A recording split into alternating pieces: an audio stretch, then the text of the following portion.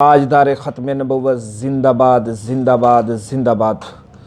درود نبی رحمت صلی اللہ تعالیٰ علیہ وآلہ وسلم پر، آپ کی آل پر، آپ کے صحابہ پر، نبی کریم صلی اللہ علیہ وسلم کے والدین کریمین طیبین طاہرین اور علماء حقہ پر۔ العلماء ورثۃ الانبیاء، عالم جو ہیں یہ انبیاء کے وارث ہیں، اور حدیث پاک میں آتا ہے نبی کریم صلی اللہ علیہ وسلم کا فرمان ہے کہ جب بھی بچہ علم دین سیکھنے کے لیے جاتا ہے تو فرشتے اس کے پاؤں کے نیچے اپنے پر بچھاتے ہیں، یہ اس کا پروٹوکول ہے، اور جس کے پاس جاتے ہیں اس کا پروٹوکول کیا ہوگا۔ آج وجہ کیا ہے کہ ایک داڑھی والا سر پہ امامہ ہو، علماء حقہ کی بات نہیں کر رہا، علماء حقہ کی بات نہیں کر رہا، ان کی تو شان وراء الورا ہے، ان کی شان وراء الورا ہے، علماء حقہ کی بات نہیں کر رہا۔ بات یہ ہے کہ آج کوئی بندہ بات کرے تو کہتے ہیں کہ یار چھوڑو اس کو،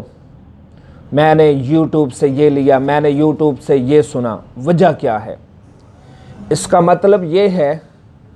کہ ہم نے جو کہتے ہیں، آج کل کے یہ دو نمبر ہیں، علماء حقہ کی بات نہیں کر رہا، پھر میں بار بار کہہ رہا ہوں علماء حقہ کی بات نہیں۔ عالم وہی ہے کہ جس کا قول و فعل ایک ہو، جس طرح قرآن کریم برہان رشید سورہ جمعہ کی آیت نمبر 5 میں اللہ وحدہ لا شریک نے فرمایا ہے کہ بنی اسرائیل، اگر بنی اسرائیل کے علماء کو یہ کہا جا سکتا ہے تو اس سے ہمیں بھی تنبیہ کی جا رہی ہے کہ تم بھی اگر ایسے ہوئے تو تم بھی گدھوں سے بدتر ہو۔ اللہ فرماتا ہے نا کہ ان کے اوپر تورات انجیل لاد دی تو انہوں نے عمل نہیں کیا، وہ گدھے ہیں بلکہ گدھوں سے بھی بدتر ہیں۔ تو آج یہ صورتحال کیوں، لوگ علماء دین سے متنفر کیوں ہیں، یہ صرف یہی سوال ہے۔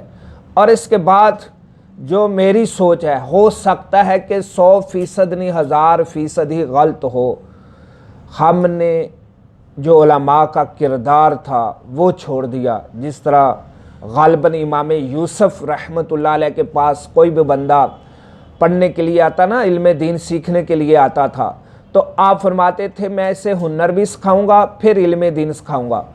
تو انہوں نے کہا کہ یہ کس لیے ہے؟ تو فرماتے ہیں کہ جب میں اسے ہنر سکھاؤں گا نا، یہ ہنر کو فروخت کرے گا، اگر میں نے ہنر نہ سکھایا یہ دین کو فروخت کرے گا، یہ دین فروشی کرے گا۔ تو آج ہم، اللہ معاف کرے، تو پھر ہمارا کام جو سود کا کام کرتا ہے، رشوت لیتا ہے،